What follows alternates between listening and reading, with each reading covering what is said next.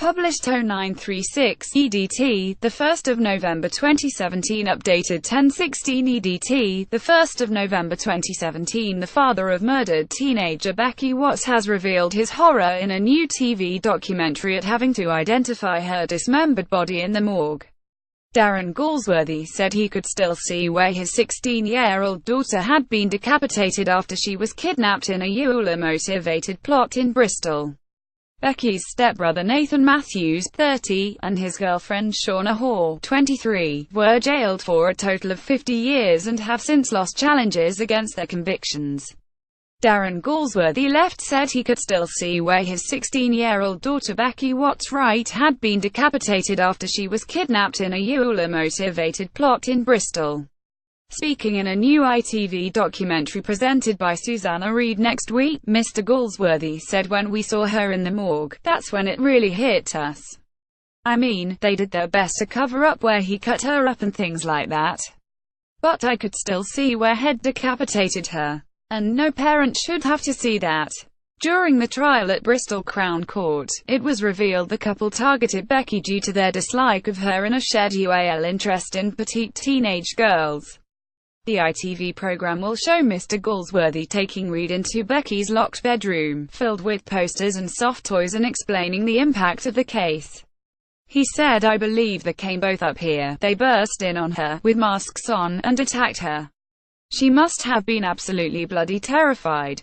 Becky's stepbrother Nathan Matthews, 30, and his girlfriend Shauna Hall, 23, were jailed for a total of 50 years and have since lost challenges against their convictions. "The image I have, in my nightmares, is him holding her down on the floor, and Hawes placing her hand over her mouth. They did it together. They planned it together. I don't know what they expected to gain from it. 'Cause there was nothing in it for them. So, it was all pointless."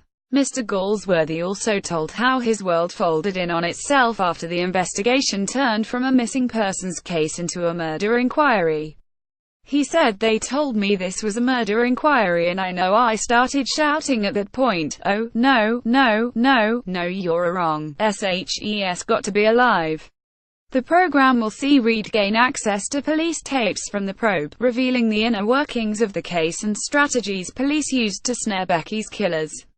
Her house is cordoned off and searched in 2015 during the investigation into her disappearance. Initially it was assumed that Becky had run away, but police began to unearth clues and soon switched their attention to Matthews and Hall. The program features previously unseen police footage including interview room tapes, forensic crime scene videos, and even the moment the killers were arrested. Contributors including Becky's grandmother Pat Watts and officers involved in the case are speaking for the first time since Matthews and Hall were sentenced. Senior investigating officer Richard O'Cone said he thought something bad had happened because she had stopped using her phone and not spoken to any friends. He added, "On day one, I am fairly confident here that something bad has happened to this young lady. I just don't know exactly what." Police searched the pair's house, finding that despite the fact it was filthy and crammed of furniture, the bathroom was sparkling clean. Police then discovered Becky's stepbrother and his girlfriend were the last people to see her, but they proved difficult to pin down. Once at the station, officers found Hall giggly and Matthews seemingly unconcerned. But at Becky's house, the forensic team found a key clue. John Draper from the team said, "That's when we came across what appeared to be blood, a red staining on the architrave of the door frame leading into Becky's room. When a fingerprint in the blood turned out to belong to Matthews, the pair were arrested initially on suspicion of kidnap." Becky's grandmother Ms. Watts said, "If it was going to be something bad, it didn't surprise me. Nathan hated Becky and made it obvious."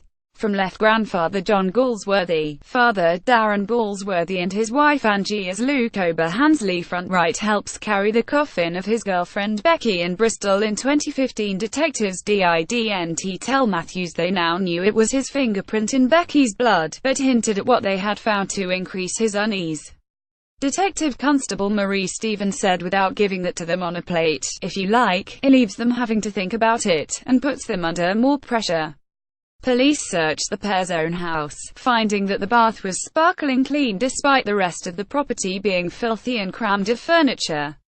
The search also found incriminating receipts which indicated a gruesome truth. Mr. O'Cone said those receipts indicated that somebody on the Friday, when Becky was reported missing, had been to BQ and had bought a circular saw, some gloves, goggles, and a face mask. Does it really mean he has tried to dismember a body? Police search an area near a house in the Southmead area of Bristol. During the investigation, detectives withheld the receipts found from Matthews, increasing the pressure by saying his home had been forensically searched. Mr. O'Cone said, "I think it probably felt like he was battling against a rising tide, and actually, you could feel the evidence starting to come on top, and actually it was starting to weigh quite heavily." Matthews then confessed in a prepared statement that he had used the circular saw to dismember Becky's body in the bath. He admitted wrapping up the body parts and hiding them in a shed a few hundred yards from his home. Mr. O'Cone added, "The nature of the find is horrific and shocking. I have never dealt with anything like this. And it will stay with me throughout my service. It will stay with me probably throughout my life." The murder of Becky Watts police tapes will be on ITV next Thursday at 9 p.m.